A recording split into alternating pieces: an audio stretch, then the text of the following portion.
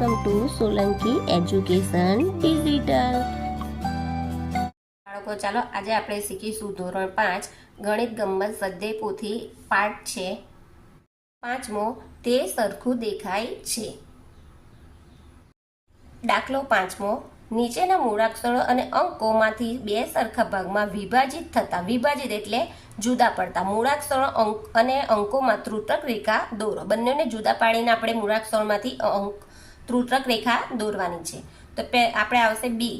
આ બી નો ભાગ પડશે, આ રીતે બનશે. આ રીતે તમે બનાવશો તો આ ભાગ છે એવો આ ભાગ નહીં આવે, એટલે અહીંયા બંનેને વચ્ચેથી બનાવીશું.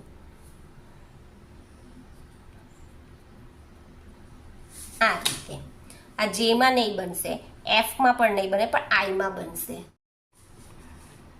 તમે આઈને આ રીતે પણ એ કરશો વિભાજિત, અથવા તો તમે આ રીતે ઊભી પણ કરી શકો, ચાલશે. એક્સ ને તમે આ રીતે પણ કરી શકો,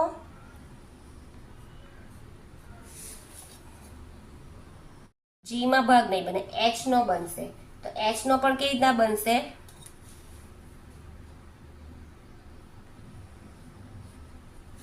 આ રીતે. આર માં નહીં બને, ડબલું બનશે. ડબલું માં પણ કેવી રીતના બે ભાગ બનશે, અહીં વચ્ચેથી કરીશું. ઝેડ માં પણ નહીં બને. ઈ નો આપણે કેવી રીતના બનાવીશું?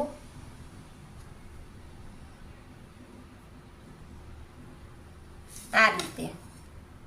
અંકોમાં આપણે જોઈએ તો 1 નો પણ નહીં બને, 2 નો પણ નહીં બને, 3 નો બનશે.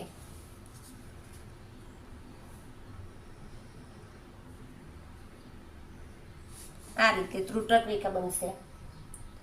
પછી 4 નો પણ નહીં બને, 5 નો પણ નહીં બને, 6 નો પણ નહીં બનશે, 7 નો પણ નહીં બને, 8 નો બનશે.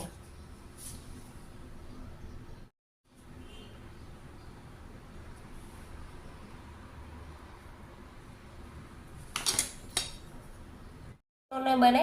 હવે સી નો બનશે.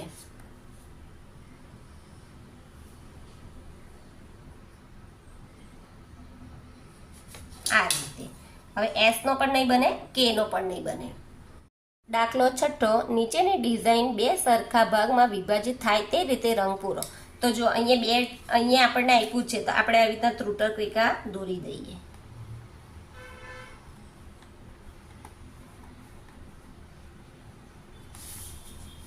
તો જો આ બે ભાગ બન્યા છે, તો આ જે પ્રમાણે અહીંયા આપણે કેસરી કલર કર્યો છે, તો અહીંયા પણ કેસરી, અહીંયા કથ્થઈ કલર, તો અહીંયા પણ કથ્થઈ કલર, અહીં આસમાની, અહીંયા બ્લુ કલર, તો અહીંયા પણ બ્લુ કલર, અહીંયા ગ્રીન, તો અહીંયા ગ્રીન. આ રીતે આપણે રંગ પૂરીશું. 7, બોક્સમાં દર્શાવેલ આકૃતિમાં એક એવી ત્રુટક રેખા દોરો કે જેના પર દર્પણ રાખવાથી તેની સામેનું ચિત્ર દેખાય. એટલે જો આ રીતે અહીંયા વચ્ચે પહેલું ઉદાહરણ આપ્યું છે, તો આ રીતે આપણે વચ્ચેથી દોરીશું તો આ રીતે બનશે.